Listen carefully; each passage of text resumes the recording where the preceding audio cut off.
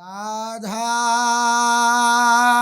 करावचित पल्लव वल्लरी के,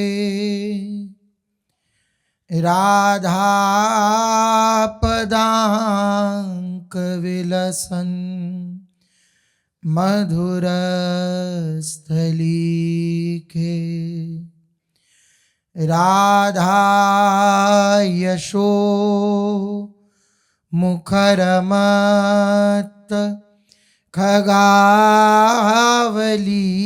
के, राधा विहार विपिने रमता मनो में, प्रेमानंदोत्पुलकित गात्रौ विद्युद्धारा दरसमकान्ति, श्री राधा कृष्णौ मनसि दधानं वन्देऽहं श्रीहितहरिवंशं, वन्देऽहं श्रीहितहरिवंशम्। राधा राधा राधा राधा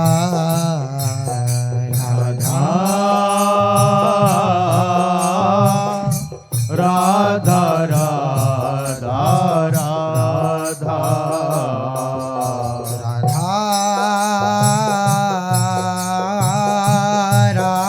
राधा राधा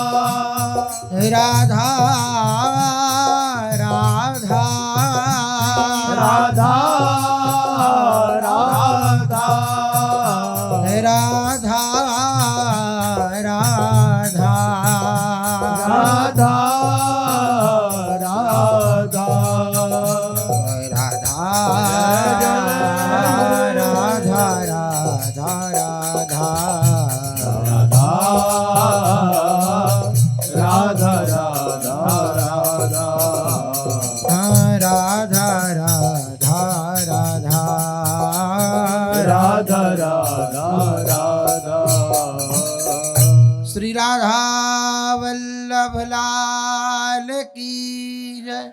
महाप्रभु श्री तरिवंश चंद्रजू महाराज की जय। श्री सद्गुरुदेव भगवान की जय। रसघन मोहन मूर्ति ठाकुर श्री राधा वल्लभ लाल जू, अनंतानंत सखियों की प्राण सजीवन मूरी श्री लाडली जू एवं इन युगल स्वरूपों को हृदय में नित्य नवीन रूप से दुलार करने वाले श्री सद्गुरुदेव भगवान के श्री चरणों में दंडवत प्रणाम है। शास्त्रों में भगवान की प्राप्ति के विविध मार्ग बतलाए गए हैं, महापुरुषों के द्वारा शास्त्रों में वर्णित हैं। भगवान की प्राप्ति विभिन्न मार्गों से शास्त्रों में बतलाई गई, जैसे कर्म मार्ग, योग मार्ग, ध्यान मार्ग, ज्ञान मार्ग, भक्ति मार्ग आदि बहुत से विविध मार्ग शास्त्रों में वर्णित हैं। लेकिन महापुरुषों ने इन सब की सार बात और सबसे सरल मार्ग भक्ति मार्ग बतलाया। कहू कवन, कह रहे हैं महापुरुष जन, तुलसीदास जी महाराज ने कहा है कि भक्ति मार्ग में क्या कठिनता है। कोई कठिनता नहीं है, ना इसमें प्राणायाम की आवश्यकता, ना आसन की आवश्यकता। जो कठोर आसन होते हैं, जो योग मार्ग की पद्धति में चलते हैं, क्योंकि योग मार्ग का अर्थ है भगवान के साथ जुड़ना, लेकिन उसकी जो पद्धति है, जो योग मार्गीय उपासक जन अपने जीवन में धारण करते हैं भगवत प्राप्ति के लिए, वो अत्यंत कठिन है। जितासनो जितश्वासो जितेंद्रियो हो, इतनी सब बातें करनी ही पड़ती हैं, तब जाकर के वे योग मार्ग की जो सिद्धि है वे प्राप्त होती है। पहले आसन को जीतो, जितासनो, फिर जितश्वासो, श्वास को जीतो, ऐसी पद्धति है। तब जाकर के जो योग मार्ग की सिद्धि है वे अनुभव में आती है। कर्म मार्ग यह भी कठिन है, क्योंकि कर्म योग कर्म मार्ग निष्काम कर्म के द्वारा प्रतिपादित होता है। जो निष्काम कर्म करता है वह निष्काम कर्मी ही उस कर्म मार्ग का जो सिद्धि लाभ है वह प्राप्त करता है, निष्काम कर्म। और निष्काम कर्म करना कितना कठिन है ये आप सब देख सकते हैं अपने जीवन में। कोई भी कार्य आप करते हैं तो क्या इसलिए करते हैं कि इसका फल ना मिले? नहीं। या फल की आकांक्षा को छोड़ करके कार्य करते हैं? ऐसा भी नहीं है। तो बहुत कठिन है। निष्काम कर्म योग भी बड़ा कठिन है। और ज्ञान मार्ग, ज्ञान को पंथ कृपाण की धारा, जैसे कृपाण की धार होती है, इस प्रकार से ही ये ज्ञान मार्ग है। अत्यंत कठिन, अत्यंत कठिन। इसलिए महापुरुषों ने सबसे सुलभ कहा भक्ति मार्ग, क्योंकि भक्ति स्वतंत्र सकल गुण खानी, भक्ति स्वतंत्र है और सारे गुण इस भक्ति महारानी में विद्यमान है। भक्ति के प्रताप से भगवान उस उपासक के संग खेलने लगते हैं। ये भक्ति मार्ग की सुलभता है। और भक्ति मार्ग में सारे मार्ग जो हैं उनका जो अनुभव है वे अनुभव भक्ति मार्गी उपासक को हो जाता है। ज्ञान मार्ग का जो अनुभव है, अपनी स्थिति में स्थित हो जाना, मोक्ष प्राप्त कर लेना, जहां मोक्ष पदवी प्राप्त करना जिस मार्ग की सिद्धि है, वहां भक्ति मार्ग में प्रारंभ ही यहां से होता है, शांत रस से। तो भक्ति मार्ग में ज्ञान मार्ग की जो सिद्धि है वह भी प्राप्त हो जाती है, लेकिन भक्ति मार्ग ये उपासक उसको स्वीकार नहीं करता। मुक्ति सम सकल सुख पाए पग पेल रे, मुक्ति के समान भी सकल सुख प्राप्त अगर हो जाएं तो वह भी पैर से ठोकर मार के दूर कर दिए जाते हैं। अत्यंत दुर्लभ बात है, अत्यंत दुर्लभ बात है मुमुक्षुता आना, किसी का मुमुक्षु हो जाना। और उसके बाद भी अत्यंत दुर्लभ बात है मोक्ष प्राप्ति हो जाना। मोक्ष का अर्थ इस संसार के विविध प्रपंचों से मुक्त होकर के अपने स्वरूप में स्थित हो जाना, ये मुक्ति पदवी है। तो ये कोई साधारण थोड़ी है। लेकिन जब भक्ति मार्ग के उपासक की दृष्टि से देखा जाए तो उसके लिए ये बाधक है। भुक्ति मुक्ति स्पृहा पिशाच हृदय वर्तिते, बड़े बड़े महापुरुषों ने यह वर्णन किया कि भुक्ति मुक्ति की जो स्पृहा है, आकांक्षा है, यहां तक वर्णन कर दिया कि पिशाच हृदय वर्तते, पिशाच हृदय में इसकी कामना उठती है। ये भक्ति मार्ग की दृष्टि से जब देखा जाता है तब ये बात आती है कि हमें मुक्ति भी नहीं चाहिए, क्योंकि मुक्ति हमारे और प्रियालाल की दिव्य लीला में बाधक बन जाएगी। पूज्य सद्गुरुदेव भगवान उदाहरण देते हैं कि जैसे कहीं चीनी की बोरी में बाहर से एक चींटा लगा हुआ है और एक चींटा अंदर प्रवेश कर गया है। बाहर से चींटा जो है वे रसास्वादन कर रहा है और अंदर जो चींटा है वे जब चीनी पिसेगी तो उसी में चीनी हो जाएगा। तो कौन स्वाद ले रहा है? वह पिसने वाला स्वाद लिया जो चीनी में चीनी हो गया, या जो बाहर बैठ करके थोड़ा थोड़ा रसास्वादन कर रहा है चीनी का, वह स्वाद ले पा रहा है? तो उत्तर होगा कि जो बाहर है, जो चीनी का रसास्वादन कर रहा है, वो सर्वोपरि है।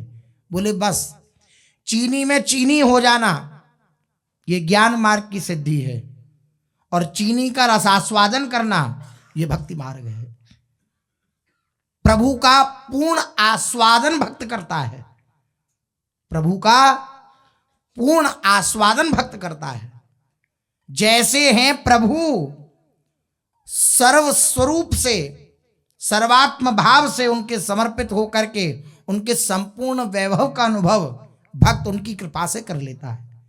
ये इसलिए सबसे सुलभ और सबसे अगम्य और सबसे दुर्लभ है भक्ति मार्ग। इसमें कोई प्रयास नहीं। भक्ति के अंग बताए गए 9 अंग: श्रवणम कीर्तनम विष्णु, स्मरणम पाद सेवनम, अर्चनम बंदनम दास्यम सख्य आत्मनिवेदनम। श्रवण करें। भक्ति कैसे परिपुष्ट होगी? बोले श्रवण करें। जिनकी शरण में है उनके विषय में श्रवण करें, सुने। तो ये अत्यंत सरल है। पूरे पूरे दिन हम प्रपंच की बातें सुनते रहते हैं, पूरे पूरे दिन हम विविध प्रकार के नाटक नौटंकी देख करके उसमें आनंदित होते रहते हैं। तो हम ये कर सकते हैं, केवल उन प्रपंच से बचकर के प्रभु के नाम रूप लीला धाम का जब वर्णन हो रहा हो, या नाम रूप लीला धाम का जिन वाणियों में वर्णन हो रहा हो, उन वाणियों का श्रवण करना। श्रवणम कीर्तनम, फिर जो सुन रहे हैं उसी का कीर्तन, उसी को गाना, उसी को बोलना। रसना कटो जो अन रटो, निरखी अन फुटो नैन, श्रवण फुटो जो अन सुनो, श्री राधा जस बैन। ये भक्ति का मूल है। सुने उन्हीं के बारे में, कहें उन्हीं के बारे में। अत्यंत सरल है। प्रापंचिक बातों को हटा पाना कठिन हो जाता है, अन्यथा प्रभु के नाम रूप लीला धाम का वर्णन करने में क्या कठिनता। जिह्वा संसार के विषयों को भोगते भोगते वहां पर तृप्ति का तो अनुभव कर नहीं पाई, और जब इधर लगती है तो इधर लगने में उसे प्रमाद अवस्था घेर लेती है। वे प्रमाद अवस्था से जकड़ा जाता है, इसलिए चूक जाता है। अन्यथा क्या दुर्लभता है। केवल और केवल जैसे प्रपंच की बातें में हमारी जिह्वा चलती है, उसको रोक करके प्रभु की वार्ता में जिह्वा चलाना, भगवान के नाम रूप लीला धाम का वर्णन करने में जिह्वा का उपयोग करना, बन गई भक्ति। श्रवणम कीर्तनम विष्णु स्मरणम।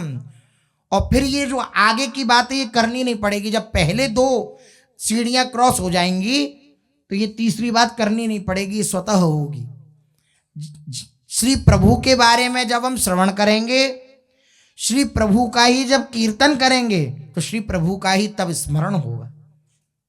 जो हम सुनते हैं, जो हम बोलते हैं, वही हमारी स्मृति में आता है। सांसारिक विषयों को सुनते हैं, उन्हीं को बोलते हैं, उन्हीं का रसास्वादन करते हैं, तो वही हमारी स्मृति में आते हैं।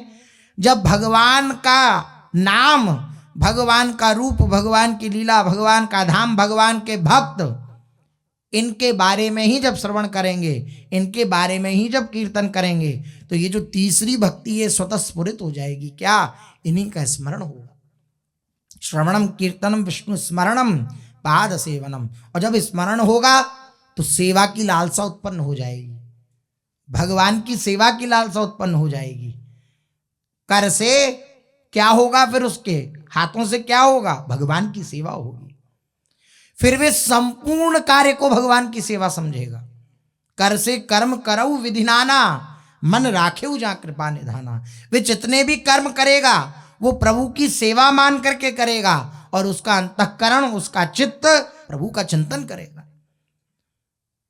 तो श्रवणम कीर्तनम विष्णु स्मरणम पाद सेवनम अर्चनम वंदनम दास्यम सख्य आत्मनिवेदनम, ये जो 9 प्रकार की भक्तियां हैं, ये सारे 9 प्रकार की भक्ति उसके हृदय में स्फुरित हो जाती हैं जो प्रथम इन 2 भक्तियों पर दृष्टि डाल लेता है, श्रवण और कीर्तन। नाम के प्रति अत्यंत आसक्त चित्त होना चाहिए उपासक को। नाम के प्रति ऐसा आसक्त हो जाए, ऐसी महत्व बुद्धि हो जाए कि और किसी साधन में ऐसी महत्व बुद्धि ना हो, ऐसी महत्व बुद्धि नाम में हो जाए। गोस्वामी तुलसीदास जी महाराज ने कहा, बहुत सारे साधन करता है कोई उपासक, दिन रात साधन में लगा रहता है, लेकिन नाम जब से विलग है तो वे सब शून्य है। गोस्वामी जी महाराज की बात है। गोस्वामी जी ने दोहावली में कहा, नाम राम को अंक है, सब साधन है सून, अंक गए कछु हाथ नहीं, अंक रहे 10 गुण। अगर 0 0 0 0 0 0 0 लिखे जाएं तो उन 0 0 की क्या औकात है, आप बतलाइए। लेकिन उसके आगे अगर अंक लग गया 1, तो जितने 0 होंगे उन सब का एक मूल्य होगा, वे बढ़ोतरी प्राप्त करते जाएंगे जितने 0 बढ़ते जाएंगे। इसी प्रकार सारे साधन तो हो रहे हैं और नाम रटन नहीं हो रहा, तो सारे साधन शून्य के समान हैं। कुछ लोग कहते हैं हम बहुत दान करते हैं, हम बहुत पुण्य करते हैं, हम गरीबों को खिलाते हैं, हम प्याऊ खुलवाते हैं, आदि आदि विविध प्रकार के हम शुभ कर्म करते हैं। अच्छा हृदय होना चाहिए, अच्छा मन होना चाहिए, क्या करना नाम से, तो श्रवण कर लीजिए। आप ये सब करते हैं और इन सब को करने के बाद इन्हें गा देते हैं। गाने का अर्थ होता है कह देते हैं, तो ये सब शून्य हो गए, इनका कोई प्रभाव नहीं होगा।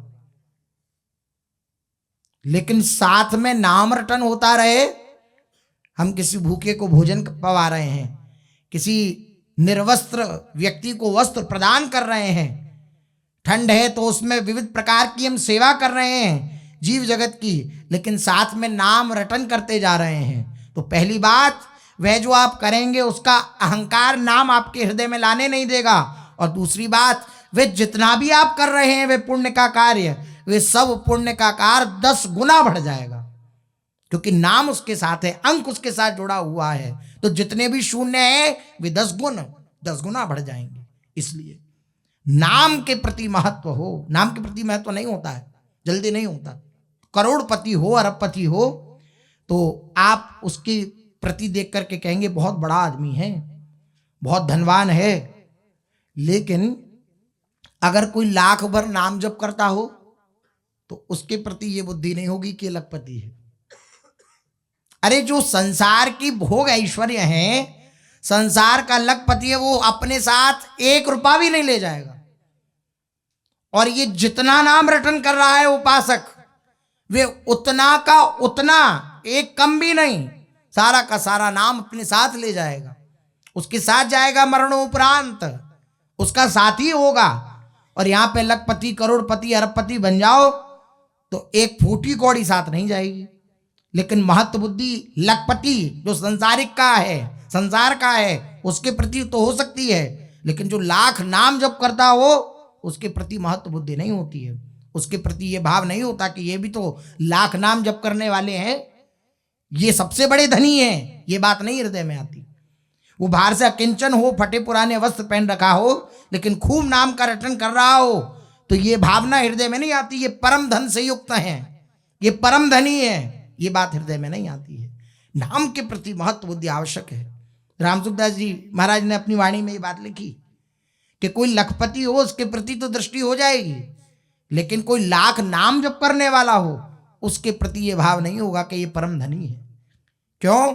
नाम के प्रति महत्व बुद्धि कम है। नाम के प्रति महत्व बुद्धि बढ़ जाए तो सारे साधन जब अंक से युक्त हो जाएंगे तो 10 गुना बढ़ जाएंगे, वो 10 गुना प्रभाव दिखलाने वाले हो जाएंगे। और गोस्वामी जी महाराज ने तो एक बड़ी विलक्षण बात कही। वे कह रहे हैं कि अगर 6 महीने तक केवल दुग्ध का आहार करके कोई नाम का रटन करे तो सर्वार्थ सिद्धि हो जाएगी, सब कुछ मिल जाएगा।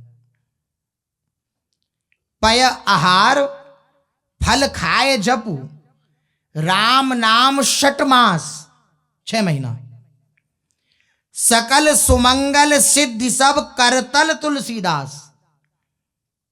तुलसीदास जी महाराज की वाणी है, उनका अनुभव है कि अगर कोई विविध प्रकार की कामनाएं धारण करके नाम का रटन कर रहा है और वह चाहता है मेरी समस्त कामनाएं पूर्ण हो जाएं, तो वो इस प्रकार से चले।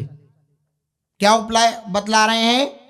6 महीने तक केवल दूध का आहार करके अथवा फल खाकर, या तो दूध या फल, 6 महीने तक केवल दुग्ध आहार करके अथवा फल खाकर राम नाम का जप करे, अर्थात भगवान नाम का जप करे, प्रभु के नाम का, जो नाम प्रिय हो, जो नाम में रुचि हो, उस नाम का रटन करे 6 महीने तक। या तो दुग्ध पिए, दुग्ध में न बात बने तो फल पाले, या तो दुग्ध या फल, 6 महीने एक नियम।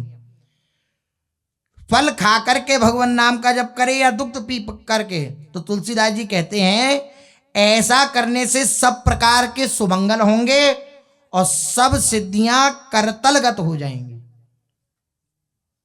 करतलगत समझते हैं? हाथ में, मुट्ठी में हो जाएंगी। जिस सिद्धि का आप प्रयोग करना चाहेंगे वे सिद्धि का प्रयोग कर सकते हैं। तो अपने तो किसी सिद्धि का प्रयोग नहीं करना है, अपने प्रेम मार्ग के पथिक हैं। अपने को तो वो सिद्धि चाहिए कि मन मन की रुचि जान नेह विधि अनुसारे। इस सिद्धि का तो ये सिद्धि भी नाम प्रदान कर देता है।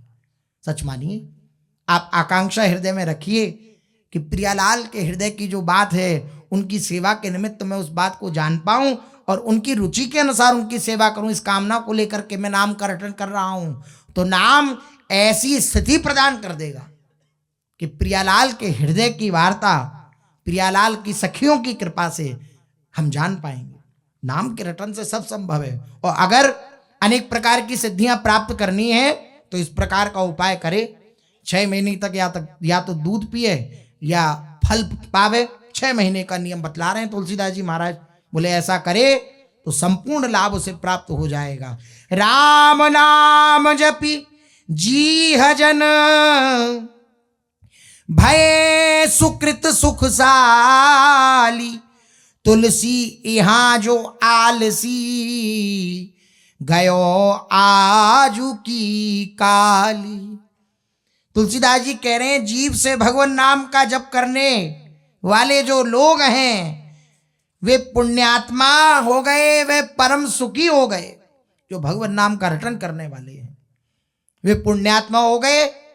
सबसे बड़ा पुण्यवान वही है जो नाम का रटन करता रहता है।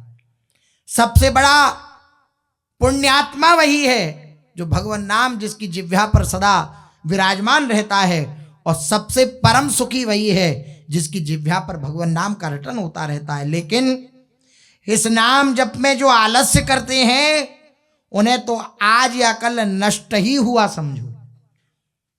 गोस्वामी जी महाराज कह रहे हैं कि नाम रटन में जो आलस करते हैं, प्रमाद करते हैं, वो या तो आज नष्ट हो जाएंगे या कल नष्ट हो जाएंगे। नष्ट होने का अर्थ है वे भगवत विमुख हो जाएंगे। भजन अगर नहीं होगा, नाम रटन अगर नहीं होगा तो भगवान की सन्निधि का अनुभव होना कठिन है। और बिना भगवत सन्निधि के विषय सन्निधि नहीं छूटेगी। और विषय सन्निधि नहीं छूटेगी तो विषयों की प्रति आसक्ति बढ़ेगी। और जब विषय आसक्ति बढ़ेगी तो भगवत आसक्ति न होने के कारण, विषयों के प्रति रुचि हो जाने के कारण विषयों में ही चित्त लगेगा, मन वहीं भागेगा और जीवन को नष्ट कर देगा। इसलिए गोस्वामी जी महाराज कह रहे हैं कि जिसने नाम का रटन किया वे परम पुण्यात्मा हो गया, वे परम सुखी हो गया। लेकिन जिसने आलस के कारण, तुलसी यहाँ जो आलसी गयो आज की काल, या तो आज चला जाएगा वह, आज नष्ट हो जाएगा, या तो वह या कल नष्ट हो जाएगा। अगर भजन नहीं है तो गोस्वामी जी कह रहे हैं सुर अर्थात गंगा जी के किनारे भी तुझे प्यासा मरना पड़ेगा। कैसी विलक्षण बात है, कोई जल के समीप हो और उससे कहा जाए प्यासा मरना पड़ेगा, ये बड़ी विलक्षण बात है। इसका अर्थ यह है कि बिल्कुल गंगा जी के किनारे है, लेकिन तेरी ये भावना ही नहीं आएगी कि मैं गंगा जी के किनारे हूं, गंगा जी के जल का आस्वादन कर लूं, नहीं आएगी। हम महापुरुषों के निकट रहते हैं, महापुरुषों की सन्निधि में रहते हैं, लेकिन महापुरुषों का लाभ नहीं ले पाते। क्यों नहीं ले पाते? क्योंकि भगवान नाम में जो उन्होंने नाम दिया अपना जीवन, उसके प्रति रुचि उत्पन्न नहीं होती। तो महापुरुषों का भी लाभ हम नहीं ले पाते हैं। महापुरुषों का लाभ भी वही ले पाता है जो भजन परायण होता है। जिसके जीवन में भजन होता है वो महापुरुषों का लाभ ले पा। महापुरुषों का लाभ क्या है? नित्य निरंतर महापुरुषों का चिंतन होना, नित्य निरंतर जो उन्होंने दिया है उसके प्रति आसक्त होना, ये महापुरुषों का लाभ है। उनकी सन्निधि का प्रताप है कि जो उन्होंने उपासना दी उसके प्रति अत्यंत आसक्ति हो जाए, लेकिन ऐसा होना कठिन हो जाता है। इसलिए महापुरुषों की सन्निधि का लाभ नहीं मिल पाता, और निकट रहकर भी जो लाभ प्राप्त करना चाहिए वे हम नहीं कर पाते हैं। केवल किस लिए? भजन की कमी के कारण, केवल किस लिए? भजन में रुचि न हो जाने के कारण। नाम गरीब निवाज को राज देत जन जानी, तुलसी मन परिहरत नहीं घुर बिनिया की बानी। श्री तुलसीदास जी महाराज कह रहे हैं कि गरीब निवाज अर्थात दीन बंधु, जो दीनों के बंधु हैं, गरीब निवाज कहा जाता है। तुलसीदास जी कहते हैं कि गरीब निवाज श्री भगवान नाम ऐसा है, दीनों का बंधु भगवान नाम ऐसा है। भगवान नाम को क्या कहा गया? दीन बंधु, गरीब निवाज। गरीब निवाज नाम को गोस्वामी जी कह रहे हैं गरीब निवाज भगवान नाम ऐसा है जो जपने वाले को भगवान का निज जन जानकर, जब नाम देखता है कि ये भगवान नाम का रटन कर रहा है, अर्थात नाम रटन कर रहा है, तो वह समझता है कि ये प्रभु का निज है। गरीब निवाज भगवान नाम का ऐसा स्वरूप है कि जो जपने वाले को भगवान का निज जन जानकर राज्य दे डालता है। प्रजापति पद या मोक्ष साम्राज्य तक सब कुछ दे डालता है। राज का अर्थ होता है सर्वोपरि जो पदवी होती है वह राज पदवी होती है, अर्थात इस लौकिक पारलौकिक जितनी भी बड़ी उपलब्धियां हैं वे सब नाम महाराज प्रदान कर देते हैं। भगवान का निज जन जानकर जो भगवान का रटन, नाम का रटन करता है, परंतु यह मन ऐसा अविश्वासी और नीच है कि घूरा समझते कूड़े का ढेर जो होता है, घूरे में पड़े दाने चुगने की ओछी आदत यह नहीं छोड़ता, अर्थात गंदे विषयों में ही सुख खोजता है और भगवान नाम का रटन नहीं करता है। अन्यथा विषयों में सुख न खोजकर भगवान नाम का केवल रटन करे तो लौकिक पारलौकिक जितनी भी सुख सुविधाएं हैं वे सब उस नाम जापक को प्राप्त हो जाती हैं। सब कुछ यही परलोक सकल सुख पावत मेरी सो भैया कृष्ण गुण संचो। श्री महाप्रभु श्री हरिवंश चंद्र जी महाराज कह रहे हैं इस लोक के और परलोक के समस्त सुखों को तू प्राप्त कर जाएगा, तुझे मेरी कसम है तू भगवान नाम का रटन कर। स्वार्थ सकल तज, श्री सेवक जी महाराज कह रहे हैं समस्त प्रकार के हृदय के स्वार्थ को त्याग करके गुरु चरणन भज, गुरु के चरणों का भजन कर। गुरु के चरणों का भजन अर्थात उनकी सेवा अर्थात उनकी आज्ञा का पालन। और उनकी आज्ञा क्या है कि निरंतरता हो आपके जीवन में भगवान नाम के रटन की, ये उनकी आज्ञा है, सर्वोपरि आज्ञा है। इस आज्ञा का अनुसरण कर तो तुझे समस्त लाभ प्राप्त हो जाएंगे। बड़े बड़े महापुरुषों ने अपने जीवन में अनुभव किया और यही उपदेश किया। इसलिए विविध मार्ग हैं भगवान की प्राप्ति के, ज्ञान मार्ग, योग मार्ग, कर्म मार्ग, सब कठिन हैं। बड़ी कठिनता के साथ इन सब को अपने जीवन में धारण करना पड़ता है, तब जाकर के सिद्धि लाभ होता है। उसमें भी जरा भी अगर इधर उधर त्रुटि हो गई तो नाश हो जाता है, नष्ट हो जाता है उपासक। इसलिए सबसे सरल है भक्ति मार्ग, क्योंकि भक्ति मार्ग में केवल और केवल नाम का आश्रय, और नाम के आश्रय से इस सारे संसार समुद्र को पार करके उपासक प्रभु के चरणार बिंदों में पहुंच जाता है। इसी नाम के प्रचारार्थ, इसी नाम का प्रचार करने के लिए श्री चैतन्य महाप्रभु जी ने अपने समस्त कुटुंब का परित्याग करके इस नाम के प्रचार के लिए संन्यास वेश धारण करके जीव जगत के कल्याण के लिए निमाई पंडित से श्री कृष्ण चैतन्य भारती हो गए श्री महाप्रभु जी। कल आप लोगों ने श्रवण किया कैसे श्री महाप्रभु जी की संन्यास दीक्षा पूर्ण हुई और श्री केशव भारती जी ने श्री महाप्रभु जी को ये दिव्य नाम दिया, श्री कृष्ण चैतन्य भारती। जीव जगत के चेतना शून्य हृदय को जो चेतनता प्रदान करते हैं, ऐसी चैतन्यता प्रदान करने वाले श्री कृष्ण चैतन्य भारती गुरु प्रणाली के अनुसार संज्ञा दी गई। श्री कृष्ण चैतन्य भारती ये श्री महाप्रभु जी का नाम हुआ। महाप्रभु जी को मंत्र दीक्षा दी गई, नाम दिया गया। जैसे ही नाम का श्रवण किया तुरंत हुंकार मार के हा कृष्ण ऐसा कहते हुए श्री महाप्रभु जी भागे वृंदावन की ओर। मैं वृंदावन जाऊंगा, मैं अपने प्राण प्रीतम को प्राप्त करूंगा। श्री महाप्रभु जी भागे। जितने भी जन थे ग्रामवासी और नित्यानंद प्रभु आदि, वे सब श्री महाप्रभु जी के सामने आके खड़े हो गए रोकने के लिए। नित्यानंद महाप्रभु ने कहा कि अब आप सदगुरु के सद शिष्य हैं, यह आपको उचित नहीं कि आप बिना आज्ञा के कहीं चले जाएं। आज्ञा में रहना चाहिए, गुरुजनों की आज्ञा में रहना चाहिए। गुरुजनों की आज्ञा में न रहने वाला वो धारा से अलग हो जाता है, और धारा से अलग हुए को निकृष्ट माना जाता है।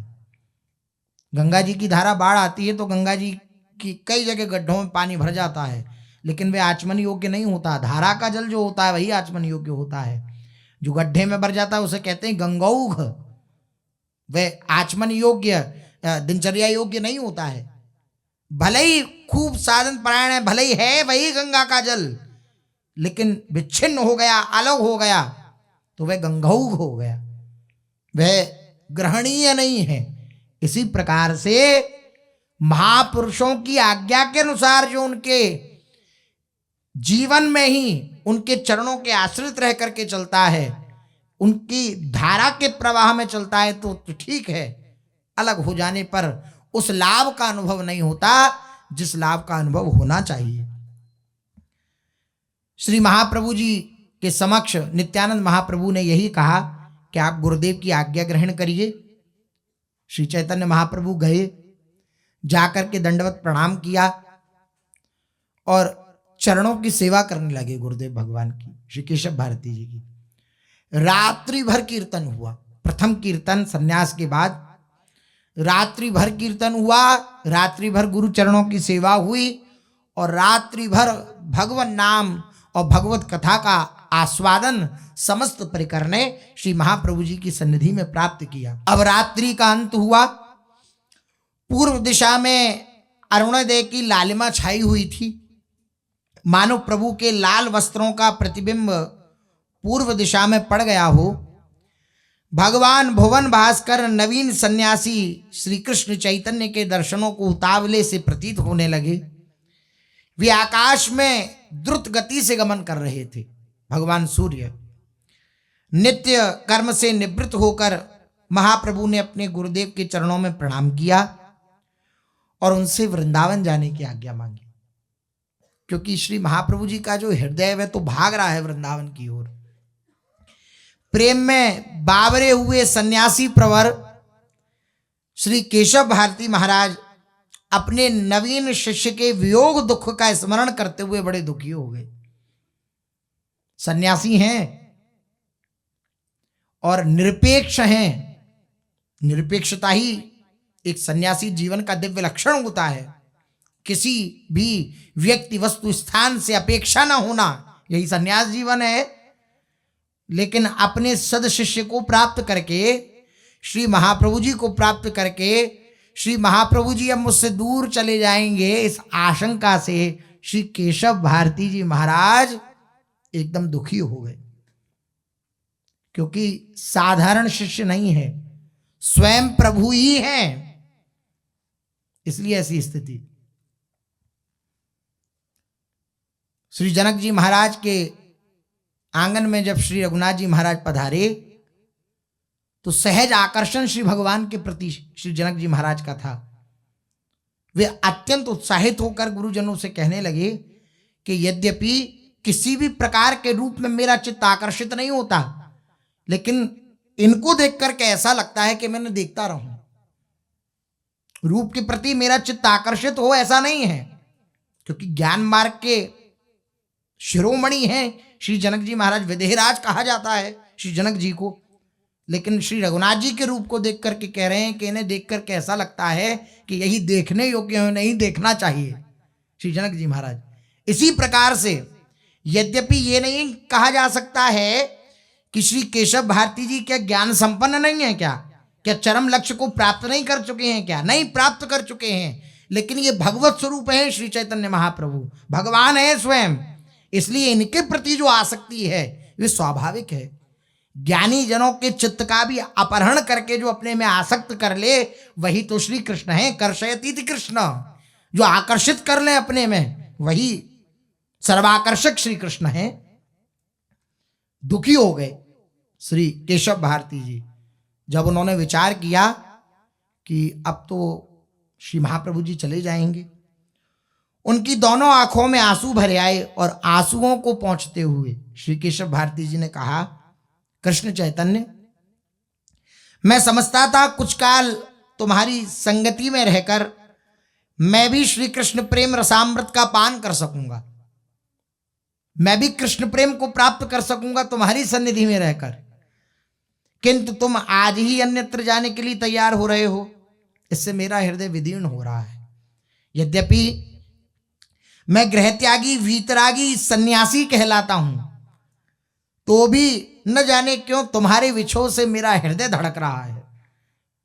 मैं अत्यंत व्याकुल हो रहा हूं। स्वाभाविक ही हृदय में एक प्रकार की बेचैनी सी उत्पन्न हो रही है। भैया तुम कुछ काल मेरे आश्रम पे रहो, फिर जहां कहीं तुम्हें जाना हो वहां चले जाओ। श्री कृष्ण चैतन्य महाप्रभु से जब ऐसा कहा तो दोनों हाथों की अंजलि बांधकर श्री चैतन्य देव जी बोले, गुरुदेव आपकी आज्ञा पालन करना तो मेरा सर्व प्रधान कर्तव्य है, किंतु मैं करूं क्या? मेरा मन श्री कृष्ण से मिलने के लिए व्याकुल हो रहा है। मैं व्याकुल हूं श्री कृष्ण के मिलन के लिए। अब मुझे श्री कृष्ण के बिना देखे चैन नहीं है। ये अत्यंत व्याकुलता होती ही होती है उपासक के अंदर, और जब ऐसी व्याकुलता होती है तो किसी भी प्रकार का कोई व्यवहार उसे बिल्कुल रुचिकर नहीं होता।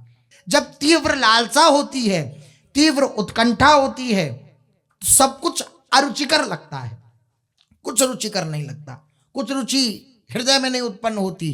किसी भी प्रकार के व्यवहार को वे उपासक स्वीकार नहीं कर पाता, क्योंकि उसका मन दौड़ रहा होता है प्रभु प्राप्ति के लिए। श्री महाप्रभु जी बोले, आपकी आज्ञा यद्यपि शिरोधार्य है, आप जैसा चाहें वैसा मैं करने के लिए राजी हूं, लेकिन मैं क्या करूं? मेरा मन श्री कृष्ण से मिलने के लिए व्याकुल हो रहा है, और अब मुझे श्री कृष्ण के बिना देखे, उनको बिना इन नेत्रों के गोचर हुए मेरा हृदय अब चैन को प्राप्त नहीं होगा, शीतल नहीं होगा।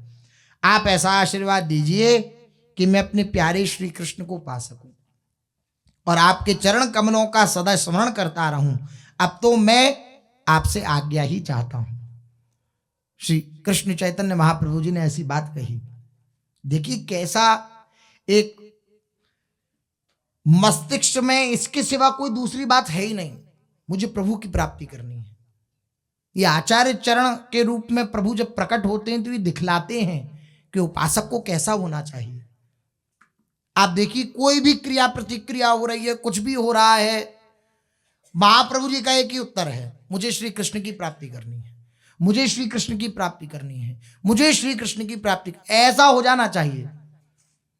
गुरुजनों के चरण प्रताप से हमारे मस्तिष्क की, हमारे हृदय की ऐसी स्थिति हो जानी चाहिए कि ये घूमता ही रहे, मुझे प्रियाजू चाहिए, मुझे प्रियाजू चाहिए, मुझे जुगल सरकार चाहिए, ऐसा हृदय में हो जाना चाहिए। ये महापुरुषजन सब सिखा रहे हैं हमें ये करके। महाप्रभु ने श्री केशव भारती जी से कहा कि अब मैं आपसे आज्ञा ही चाहता हूं। महाप्रभु के प्रेम पाश में बंधे हुए केशव भारती जी कहने लगे कि यदि आप नहीं मानते हो और जाने के लिए तैयारी ही हो तो चलो, मैं भी आपके साथ कुछ दूर तक चलूंगा, मैं भी चलूंगा आपके साथ कुछ दूर तक। यह कहकर भारती जी ने भी अपना दंड कमंडल उठाया और साथ चलने के लिए उद्यत हुए। महाप्रभु अपने गुरुदेव केशव भारती महाराज को आगे करके पश्चिम दिशा की ओर चलने लगे। उनके पीछे चंद्रशेखर, आचार्य रत्न, नित्यानंद, गदाधर और मुकुंद आदि भक्त भी चलने लगे। आचार्य रत्न को अपने पीछे आते देखकर महाप्रभु अत्यंत ही दीन भाव से उनसे कहने लगे, आचार्य देव, आपने मेरे पीछे सदा से कष्ट उठाए हैं, मेरी प्रसन्नता के लिए आपने अपनी इच्छा के विरुद्ध बहुत से कार्य किए हैं। यद्यपि आप नहीं करना चाहते थे, फिर भी आपने मेरी इच्छा के लिए आपने वह कार्य किए हैं। मैं आपके ऋण से जन्म जन्मांतरों पर्यंत ऋण नहीं हो सकता। आपसे मेरी यही प्रार्थना है कि अब आप घर के लिए लौट जाएं, चले जाएं वापस नवद्वीप। लौटने का नाम सुनते ही चंद्रशेखर आचार्य मूर्छित हो गए, पृथ्वी पर गिर पड़े और रोते हुए बोले, आपकी आज्ञा के विरुद्ध कार्य करने की शक्ति तो मुझ में है नहीं कि आप आज्ञा करो मैं आपके आज्ञा के विरुद्ध कर दूं कुछ। आप जिसे जो आज्ञा करेंगे उसे वही करना होगा। किंतु मेरी हार्दिक इच्छा थी कि कुछ काल और आपके साथ सुख अनुभव कर सकूं, रह सकूं और अपने जीवन को कृतार्थ बना सकूं, लेकिन आपकी आज्ञा ऐसी हो रही है। महाप्रभु जी ने स्नेह के साथ बहुत ही सरलता पूर्वक कहा, ना, ये ठीक नहीं है। आज आपको घर छोड़े 3-4 दिन हो गए हैं, घर पर आपके बाल बच्चे न जाने क्या सोच रहे होंगे, आप अब जाएं, वो ज्यादा उचित है। अश्रु विमोचन करते हुए प्रभु के चरणों में पड़कर आचार्य कहने लगे, प्रभु बस एक आकांक्षा है, मैं आपसे एक प्रार्थना करता हूं। महाप्रभु जी बोले, कहो।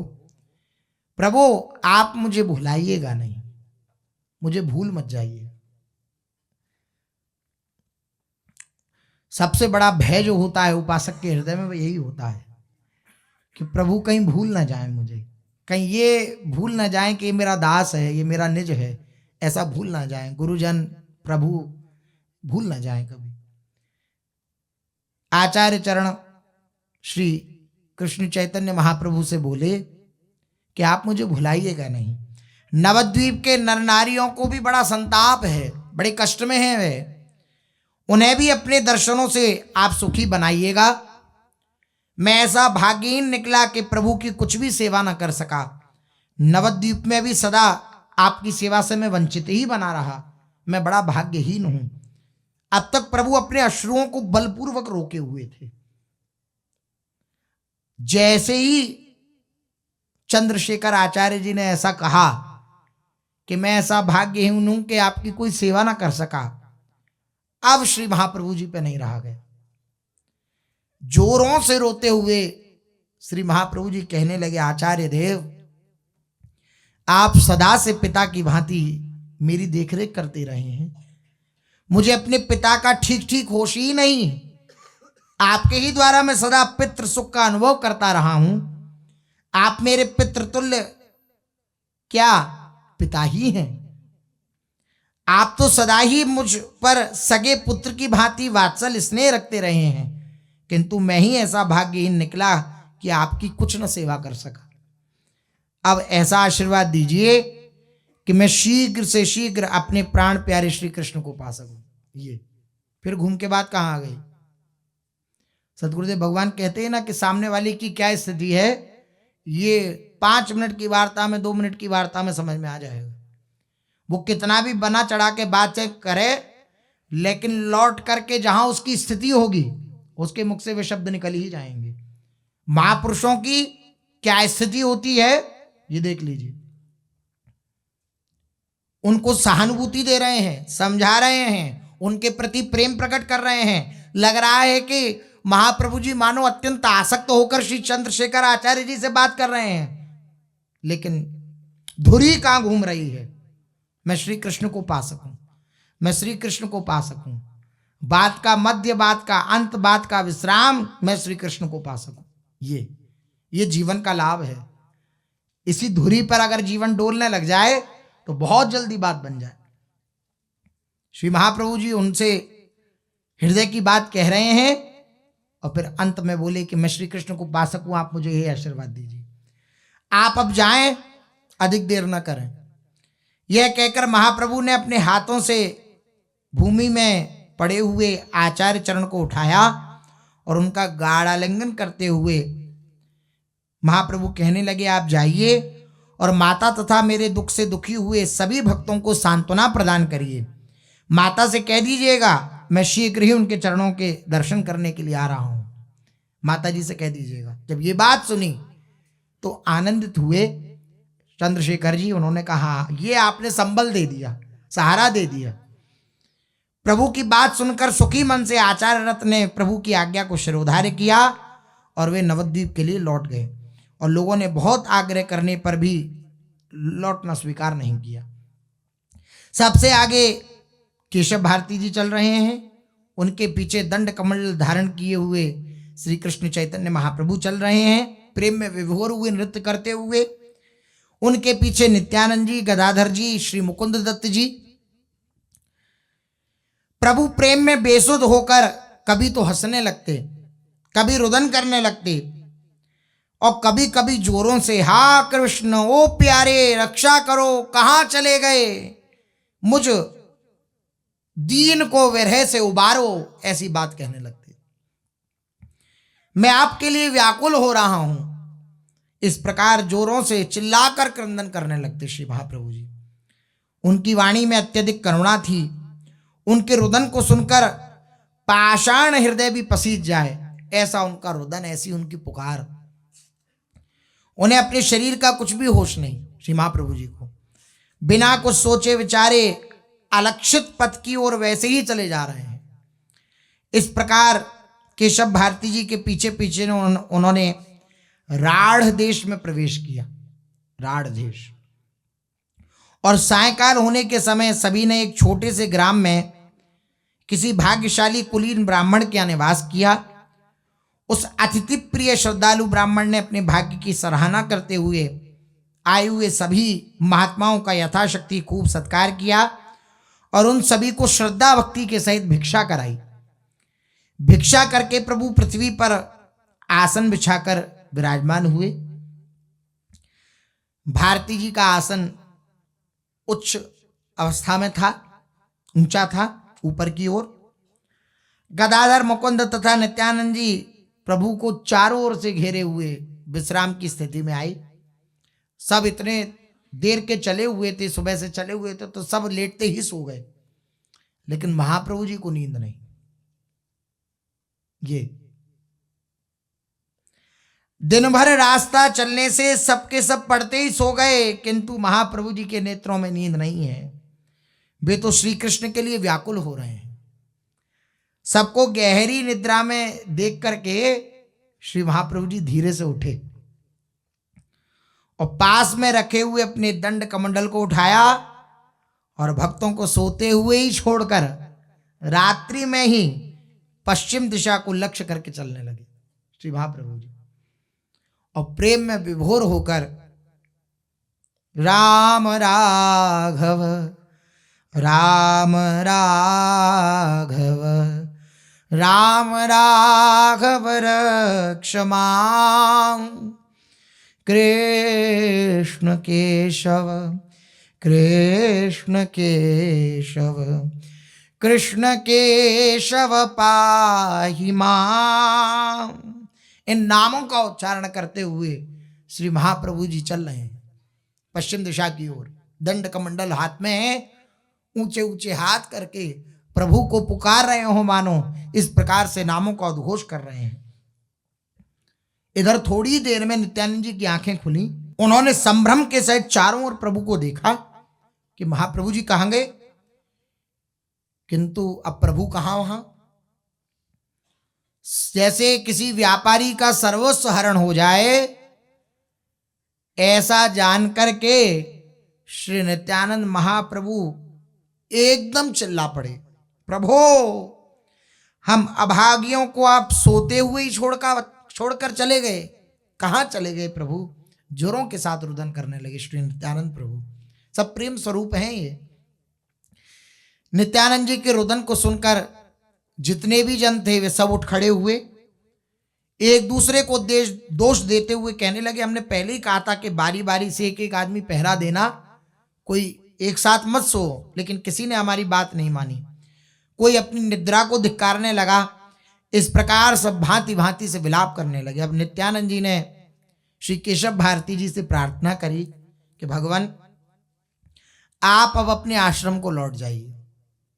आप हम लोगों के साथ कहाँ भटकते फिरेंगे, हम तो ढूंढेंगे श्री महाप्रभु जी को, लेकिन आप हमारे साथ कहाँ जाएंगे, आप अपने आश्रम को लौट जाइए। हम तो जहां भी वे मिलेंगे वहीं जाकर प्रभु का दर्शन करेंगे, खोजेंगे उन्हें। केशव भारती जी अब करते ही क्या, अंत में उन्होंने दुखित होकर आश्रम को लौट जाने का ही निश्चय किया और नित्यानंद जी गदाधर तथा मुकुंद को साथ लेकर पश्चिम दिशा की ओर प्रभु की खोज में निकल पड़े। प्रभु बहुत दूर निकल गए थे। वे प्रेम में बेसुध होकर कभी गिर पड़ते, कभी लोटपोट हो जाते, कभी घंटों मूर्छित होकर ही पड़े रहते। कृष्ण प्रेम में अधीर होकर वे इतने जोरों से रुदन करते कि उनकी क्रंदन ध्वनि कोस भर में सुनाई देती। कोस भर माने एक कोस 3 किलोमीटर। रात्रि के समय वैसे भी आवाज दूर तक सुनाई देती है, तो कोस भर सुनाई देती श्री महाप्रभु जी की आवाज। भक्तों ने महाप्रभु के करुण क्रंदन की ध्वनि दूर से सुन ली, क्योंकि ये भी दौड़े पश्चिम दिशा की ओर ही और महाप्रभु जी क्रंदन कर रहे हैं, भाव विभोर होकर भगवान नाम का उद्घोष कर रहे हैं। तो वो ध्वनि पहुंची कानों में। उस ध्वनि को श्रवण मात्र करने से ही समस्त परिकर आनंदित होकर नृत्य करने लगा, क्योंकि उन्हें मानो धन संपत्ति सब कुछ प्राप्त हो गई हो, जैसे रंग को सब कुछ प्राप्त हो जाए, इस प्रकार से सब आनंदित हो उठे, पुलकित हो उठे, एक दूसरे का आलिंगन करने लगे। नृत्य करते हुए और उसी ध्वनि का अनुमान करते हुए सब महाप्रभु जी के निकट पहुंच गए। 4-5 कोस पर वक्रेश्वर भी आ मिले। मुकुंद दत्त ने बड़े ही स्वरीले स्वर में कहा, श्री कृष्ण गोविंद हरे मुरारे, हे नाथ नारायण वासुदेव।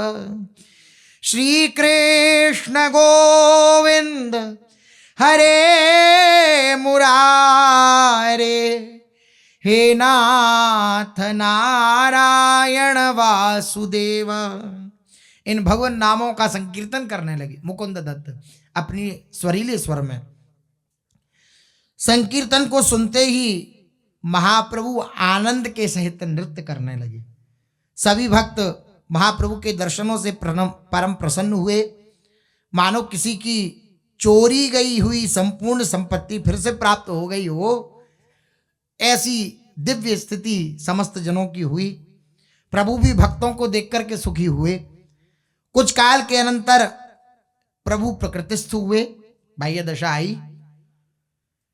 वे नित्यानंद जी वक्रेश्वर आदि भक्तों को देखकर कहने लगे, आप लोग भी खूब आ गए। मैं आप लोगों से एक बात कहना चाहता हूं। सभी भक्त उत्सुकता और भय दोनों कि पता नहीं क्या कह दें, शायद कह दें कि चले जाओ वापस। तो तो ये भय भी है, आज्ञा कैसे टालेंगे, और उत्सुकता भी है कि अब महाप्रभु जी पता नहीं क्या बतलावें। एकदम एकटक मुख की ओर श्री महाप्रभु जी के देखने लगे। तब महाप्रभु ने कहा कि मुझे प्रभु का आदेश हुआ है कि तुम जगन्नाथपुरी आओ। सब आनंदित हो गए कि महाप्रभु जी ने कम से कम ये तो नहीं कहा कि वापस चले जाओ। अपने हृदय की बात कहते हुए श्री कृष्ण चैतन्य महाप्रभु बोले कि मुझे प्रभु का आदेश हुआ है कि आप जगन्नाथपुरी आइए। पुरी में अच्युत भगवान ने मुझे शीघ्र ही बुलाया है, इसलिए अब मैं नीलांचल की ओर जाऊंगा। आहा, अब मुझे शीघ्र ही आकर पुरी में अपने स्वामी के दर्शन करने हैं। जगन्नाथ स्वामी नयन पथगामी भवतु में। प्रभु की इस बात को सुनकर सभी को परम प्रसन्नता प्राप्त हुई। प्रभु के मन की बात जान ही कौन सकता है, वे भक्तों की प्रसन्नता के निमित्त क्या क्या करना चाहते हैं, ये तो उनके हृदय की बात वही जान सकते हैं। इस प्रकार अब प्रभु पश्चिम की ओर न जाकर पूर्व की ओर चलने लगे। उस समय तक राढ़ देश में भगवान नाम संकीर्तन का प्रचार नहीं हुआ था, इसलिए उस देश की ऐसी दशा देखकर प्रभु को अत्यंत दुख हुआ। वे विकलता प्रकट करते हुए नित्यानंद जी से कहने लगे, श्रीपाद, इस देश में कहीं भी संकीर्तन की सुमधुर ध्वनि सुनाई नहीं पड़ती, और न यहाँ किसी के मुख से भगवान नामों का ही उच्चारण हमने सुना है। सचमुच ये देश भक्ति शून्य है। भगवान नाम को बिना सुने मेरा जीवन व्यर्थ है। मेरे इस व्यर्थ के भ्रमण को धिक्कार है। इतने में ही महाप्रभु को जंगल में बहुत सी गैयाएं चरती हुई दिखाई पड़ी। उनमें से बहुत सी तो हरी हरी दूब को चर रही थीं, बहुत सी प्रभु के मुख की ओर निहार रही थीं, बहुत सी पूंछों को उठा उठाकर इधर से उधर प्रभु के चारों ओर भाग रही थीं। अर्थात अपने आनंद का प्रदर्शन मानो गैया कर रही हों, अपनी भावना को प्रदर्शित कर रही हों, मानो वे प्रभु की परिक्रमा कर रही हों। ऐसा उनके चराने वाले ग्वाले कंबल की घोंगी खोइया ओढ़े हुए हाथ में लाठी लिए प्रभु की ओर देख रहे थे। प्रभु को देखते ही ये जितने भी ग्वाले थे वे सब हरि बोल हरि बोल हरि बोल ऐसा रटन करने लगे। उन छोटे छोटे बाल गोपालों के मुख से श्री हरि का कर्णप्रिय सुमधुर नाम सुनकर प्रभु अधीर हो उठे।